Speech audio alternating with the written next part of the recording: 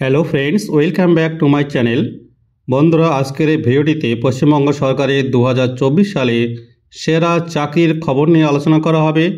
2024 সালে পশ্চিমবঙ্গ সরকারের গ্রাম পঞ্চায়েত, পঞ্চায়েত সমিতি এবং জেলা পরিষদ এই 3 স্তরে বিশাল পরিমাণ শূন্য পদে কর্মী নিয়োগের বিজ্ঞপ্তি প্রকাশিত হয়েছে। তাই ভিডিওটিকে স্কিপ না করে সম্পূর্ণরূপে দেখবেন। পশ্চিমবঙ্গে গ্রাম পঞ্চায়েতে 6652টি শূন্য পদে নিয়োগ।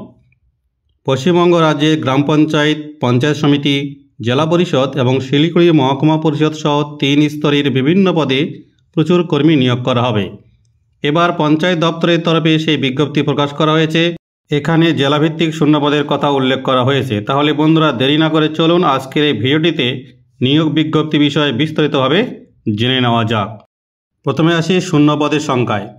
প্রকাশিত বিজ্ঞপ্তিতে বলা হয়েছে, রাজ্য পঞ্চায়েত দপ্তরে ক্লার্ক, অ্যাকাউন্টেন্ট, এক্সিকিউটিভ অ্যাসিস্ট্যান্ট, গ্রাম পঞ্চায়েত সেক্রেটারি, কর্মী, নির্মাণ সহায়ক ও পঞ্চায়েত সমিতিতে পিয়ন এবং জেলা পরিষদের বিভিন্ন পদে মোট 6652টি শূন্য পদ রয়েছে। এই পদগুলিতে আবেদন করার জন্য কি যোগ্যতা প্রয়োজন? এখানে বিভিন্ন পদে ভিন্ন ভিন্ন যোগ্যতা প্রয়োজন। নন টেকনিক্যাল ক্ষেত্রে মাধ্যমিক থেকে স্নাতক পাস হতে হবে, আর টেকনিক্যাল ক্ষেত্রে ইঞ্জিনিয়ারিং পাস হতে হবে। এবার চলে আসি বয়স সীমায়। এই বিভিন্ন পদে আবেদন করার জন্য প্রার্থীদের বয়স হতে হবে 18 বছর থেকে শুরু করে 40 বছরের মধ্যে। প্রথমে বলা হয়েছে, এখানে জেলাভিত্তিক শূন্য পদে রয়েছে। জেলাভিত্তিক শূন্য পদগুলি এক নজরে দেখে নেওয়া যাক। উত্তর দিনাজপুর জেলায় মোট শূন্য পদ রয়েছে 200টি, হুগলি জেলায় 104টি, দক্ষিণ দিনাজপুর জেলায় 331টি, কোচবিহার জেলায় 151টি, বীরভূম জেলায় 129টি, দার্জিলিং জেলায় 539টি, বাঁকুড়া জেলায় 541টি, হাওড়া জেলায় 103টি, জলপাইগুড়ি জেলায় 191টি, ঝাড়গ্রাম জেলায় 200টি, কালিম্পংয়ে 151টি শূন্যপদ রয়েছে। এছাড়া মালদায় রয়েছে 101টি, মুর্শিদাবাদে 133টি, নদিয়ায় 486টি, উত্তর 24 পরগনায় 379টি, পশ্চিম বর্ধমানে 485টি, পূর্ব মেদিনীপুরে 238টি, পুরুলিয়ায় 311টি, দক্ষিণ 24 পরগনায় 484টি শূন্যপদ রয়েছে। এছাড়া আলিপুরদুয়ারে রয়েছে 96টি এবং শিলিগুড়ি মহকুমায় রয়েছে 25টি। এই সব জেলা মিলে মোট শূন্যপদের সংখ্যা 6652টি। এবার চলে আসি নির্বাচন পদ্ধতিতে।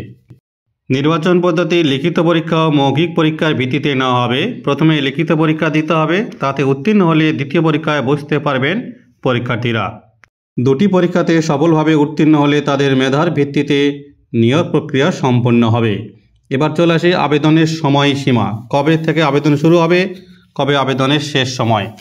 এই 30 স্তর ক্ষেত্রে বিভিন্ন পদে নিয়োগের বিজ্ঞপ্তি প্রকাশ হলেও এখনও পর্যন্ত নিয়োগের অফিসিয়াল তারিখ ঘোষণা হয়নি।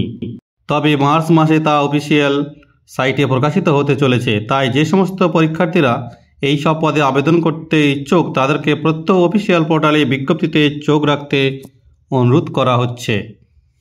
ইচ্ছুক প্রার্থীরা প্রস্তুতি শুরু করে দিন, কেননা মার্চ মাসে আবেদনের বিজ্ঞপ্তি প্রকাশিত হলে আগামী মে থেকে জুন মাসেই পরীক্ষার তারিখ ঘোষণা হতে পারে বলে মনে করা হচ্ছে। তাহলে বন্ধুরা, এই সুযোগটি হাতছাড়া করবেন না। যে সমস্ত ছেলেমেয়েরা যোগ্য রয়েছেন তারা দেরি না করে অবশ্যই চোখ রাখুন অফিসিয়াল সাইটে এবং আবেদনের তারিখ ঘোষণা হলেই সঙ্গে সঙ্গে আবেদন করে ফেলুন।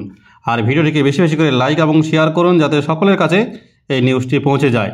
যে সমস্ত বন্ধুরা আমার চ্যানেলটিকে সাবস্ক্রাইব করছেন তাদেরকে অসংখ্য ধন্যবাদ। আর যারা এখনও সাবস্ক্রাইব করেনি তাদেরকে অনুরোধ করব চ্যানেলটিকে সাবস্ক্রাইব করে পাশে থাকা বেল ঘন্টাটিকে বাজিয়ে দিতে।